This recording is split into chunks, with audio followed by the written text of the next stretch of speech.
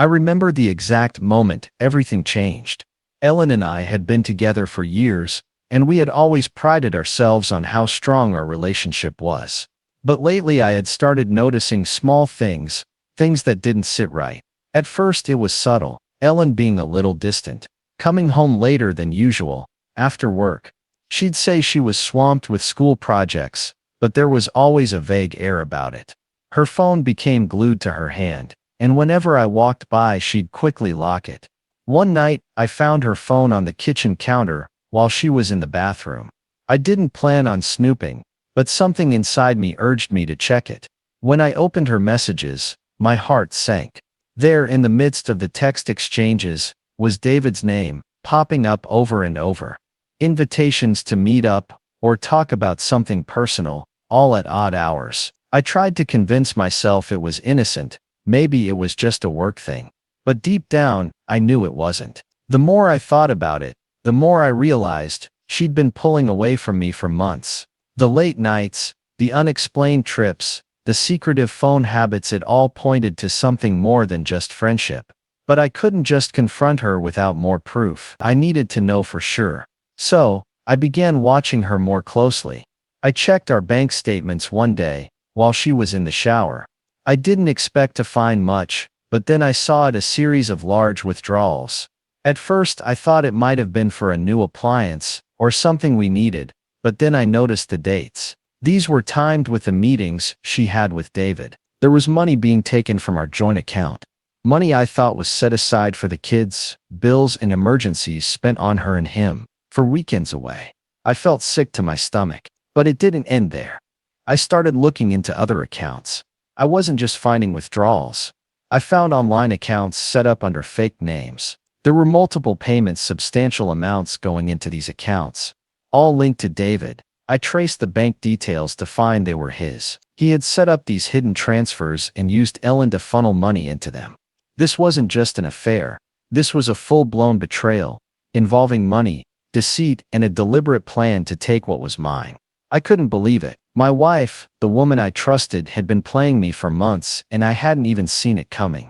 The betrayal hurt, but what was worse was the realization that she wasn't just sneaking around behind my back, she was actively making decisions that endangered our family's security. The money I thought was going toward our future, our kids' needs, was being funneled into her secret escape plan with David. When I dug even deeper, I found out Ellen had been using the money for a lot more than just trips. There were large transfers meant to set up something bigger, something I couldn't fully understand yet. I couldn't confront her just yet. I needed more proof. That's when I called Marcus. He was my best friend, the one person I could trust. I showed him everything: the texts, the transfers, the fake accounts, all. He was as shocked as I was. But he didn't hesitate. He told me I had to be careful and gather more evidence before confronting her. It wasn't just about confronting her. It was about making sure I had enough to protect myself. The more we uncovered, the more I realized I wasn't just dealing with an affair, I was dealing with a carefully planned conspiracy. The text message hit me like a ton of bricks. "Jason, I can't do this anymore. I'm not happy. I need to find happiness on my own. I think we should divorce." I stood there in disbelief, staring at the phone. My heart raced. I felt like the floor had dropped out beneath me. Just a week ago, we had been making plans to buy a house, to move forward together. I couldn't wrap my mind around it. Ellen, my wife of 8 years, was asking for a divorce out of nowhere, and I didn't understand why. There had been no signs, no warnings, just this message, this complete betrayal. My world felt like it was collapsing. The next day, she wasn't home when I woke up. I tried calling her, texting, but nothing. She didn't come home until late in the evening. And when she did, there was a coldness to her. She barely spoke to me. There was no apology, no explanation. I asked her again why she was doing this, but she just said she needed space and couldn't talk about it right now. That response, detached and distant, made my stomach turn. I knew something was wrong, but I couldn't figure out what.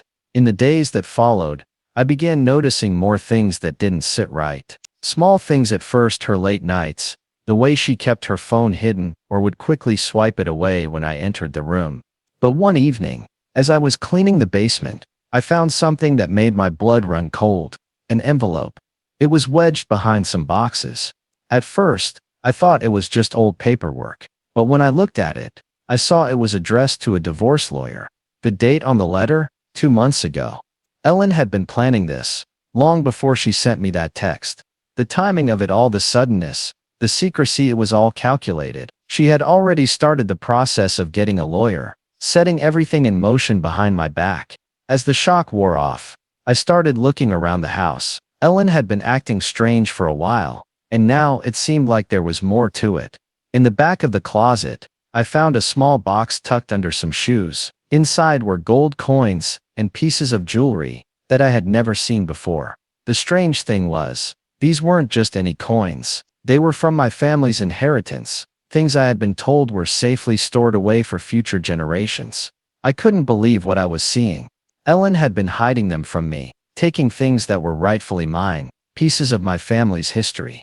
As I pieced everything together, it became clear, she wasn't just asking for a divorce. She had been preparing to steal from me. These weren't random valuables she was hiding. They were part of a larger scheme. My family's heirlooms, things I thought were safe, were being taken and hidden away for some other purpose. It was a betrayal that ran deeper than I could have ever imagined. Not only was she planning to leave me, but she was also plotting to take what was mine, piece by piece. It was as if everything I had known about our marriage, about her, had been a lie. And in that moment, I realized that this wasn't just about a divorce. It was about something far darker, something that had been simmering beneath the surface for much longer than I had ever thought possible. I still couldn't believe it when I first discovered the depths of Ellen's betrayal. At first, it seemed like she was just trying to get out of the marriage. But as the weeks dragged on and the divorce proceedings started to get more complicated, I realized it was much more than that. I had always trusted her, believed she was someone who would never hurt me, but I was wrong. It all started when I noticed small, seemingly insignificant changes. Ellen began staying late at work more often, something I hadn't thought much of until I realized she was also getting texts late at night. Sometimes, they'd come when she thought I wasn't looking, and she'd quickly delete them. I couldn't let it go, and that's when I started to look closer. One day, I grabbed her phone when she left it lying on the counter. I didn't want to invade her privacy, but something told me I had to. There, staring back at me, was a text message from David, inviting Ellen to meet him. My heart sank. I didn't want to believe it, but the message was too direct. My first instinct was to think it was just a misunderstanding, maybe a work-related thing. But as I looked at the message again, something didn't feel right. My mind raced with questions I couldn't answer. How long had this been going on? I started going through old bills and checking the bank accounts. That's when I found the first transfer. Thousands of dollars moved from our joint account to an unknown account under Ellen's name. At first I thought maybe it was for something she had been saving for, perhaps a surprise gift, or some planned expense I hadn't been told about. But when I kept looking, the pattern became clearer. More money was disappearing from our savings, and the amounts weren't small. It wasn't just for vacations or emergencies.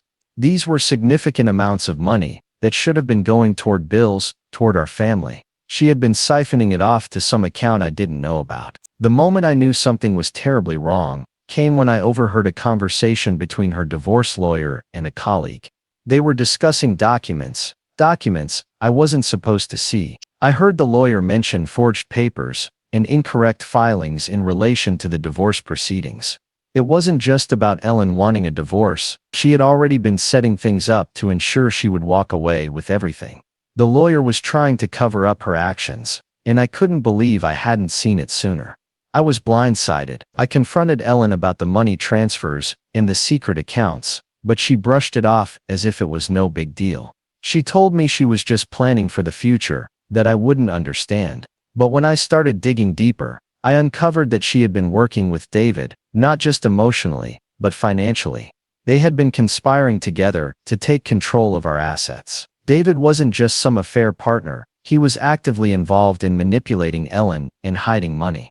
The worst part? I learned that the lawyer she had chosen for the divorce had been manipulated by David in the past, making the entire legal process a farce, with loopholes that Ellen could exploit. It all became clear. Ellen wasn't just leaving me, She was trying to steal everything I had worked for, everything we had built together. I had to act fast before I lost it all. I knew I needed more than just suspicions, I needed undeniable proof. So I watched, I listened, and I waited. Every night, after Ellen thought I was asleep, she would sneak into the living room with her phone. I could hear the soft murmur of her voice, the way she whispered in hurried tones. I pretended not to notice when she would suddenly erase messages the moment I walked in, how she would lock her phone tighter than a bank vault. But one night, her carelessness gave me what I needed. She had left her laptop open on the dining table.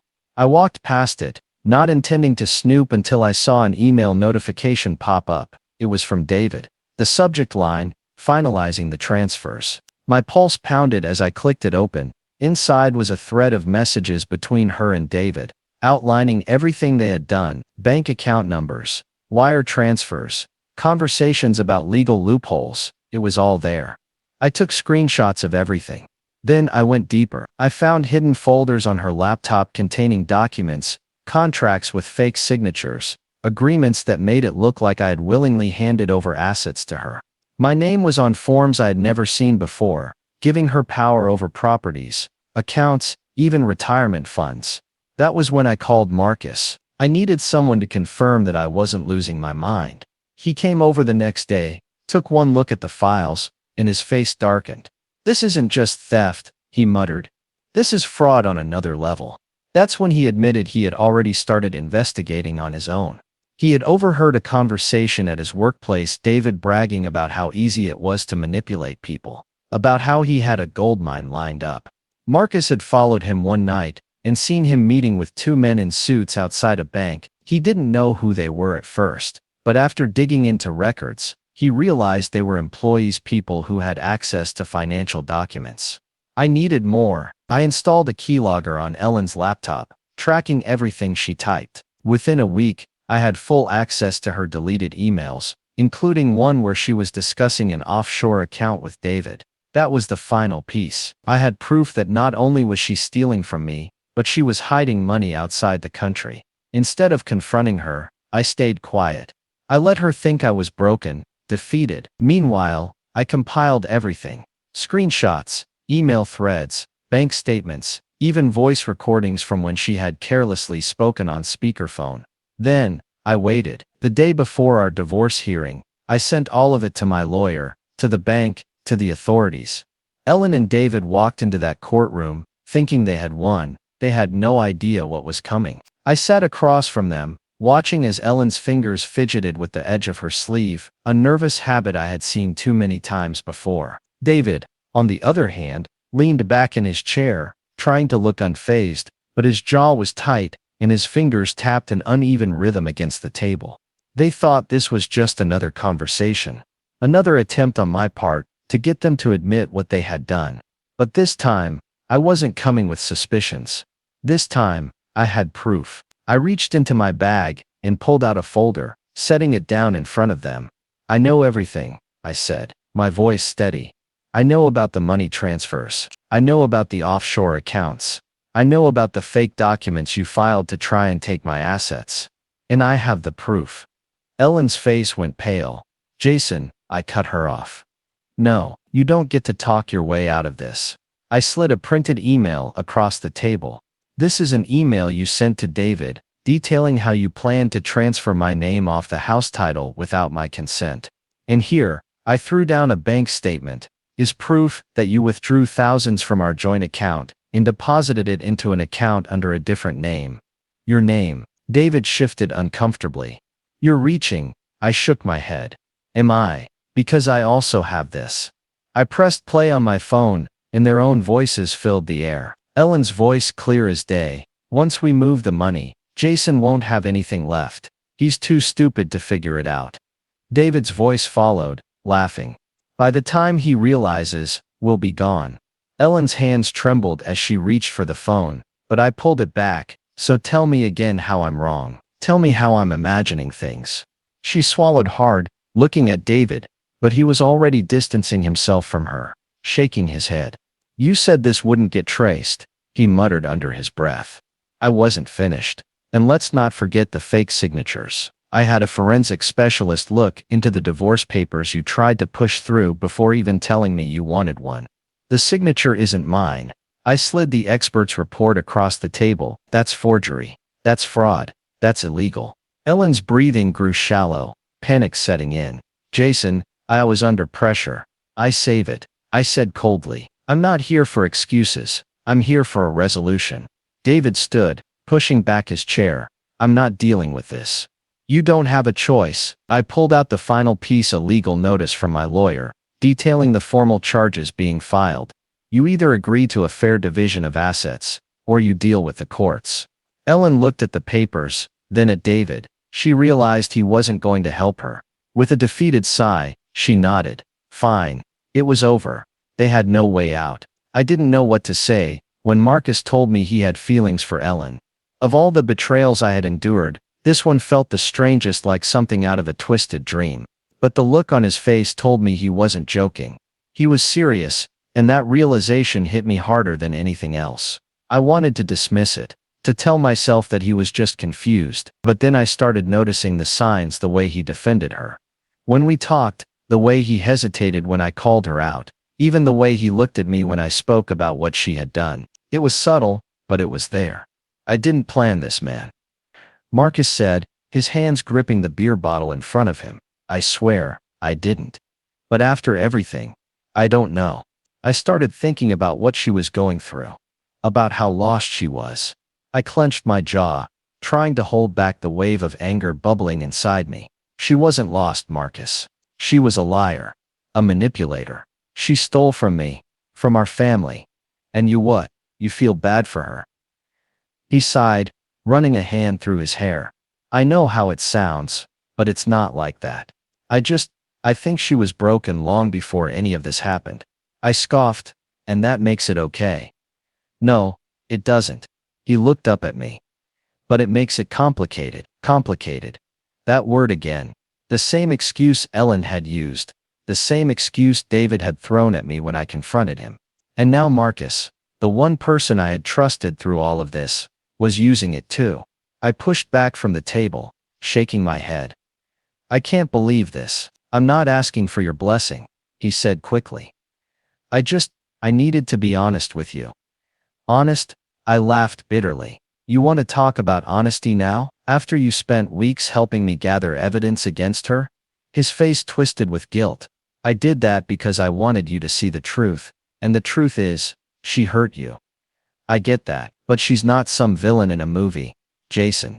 She's human, and humans screw up. I stood up, throwing a few bills on the table. Yeah, they do. I walked out without looking back. Later that night, I sat in my empty apartment, staring at the piles of paperwork still left from the divorce.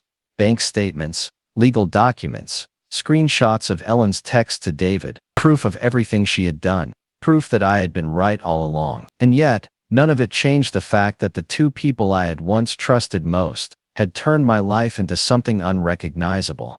The next morning, I made my decision. I packed my bags, closed my accounts, and left the city without telling anyone.